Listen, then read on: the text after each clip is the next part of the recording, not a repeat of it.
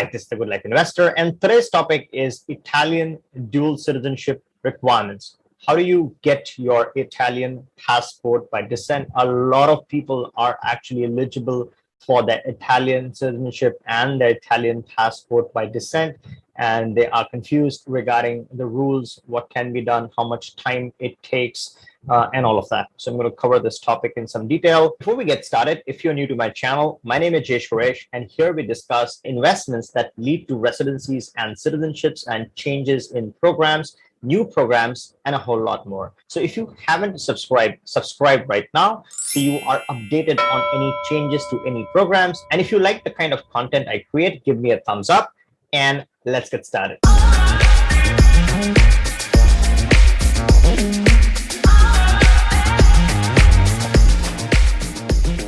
Foundational requirement is that you should be of Italian descent, meaning you should have an ancestor who was Italian, be born in Italy and was alive and residing in Italy at the time of unification and formation, which is 1861. So that's the first requirement.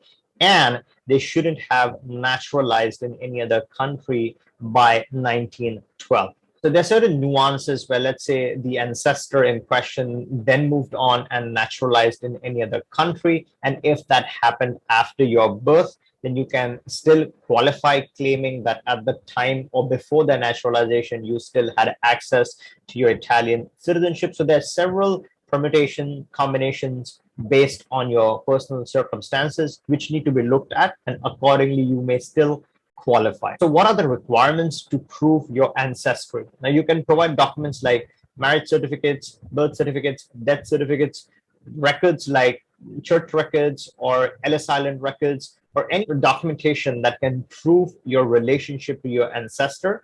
And it could be a comprehensive list, right? So not just one document, but multiple such documents that can be collected. All of these type of documents can put together, and as long as they prove that you are a descendant of your ancestor, all of that can be submitted. Eventually, this application gets approved by the immigration. They're the ones that decide, and a qualified attorney should be able to put everything systematically and properly together. This is obviously not immigration advice. This is educational information. Now, let's jump to the processing time, which is the most agonizing part of this process. Of late, there have been stories of processing times in excess of 2 years or more. So several years before you can actually hear back anything in processing times.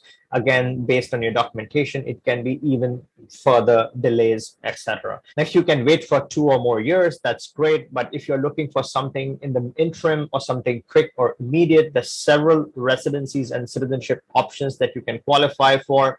There are several free options and there are several paid options. If you are interested in gaining a residency or making an investment in return for a residency, which then leads to a citizenship or a direct citizenship, check this video out here. I've covered 25 potential options that you can consider.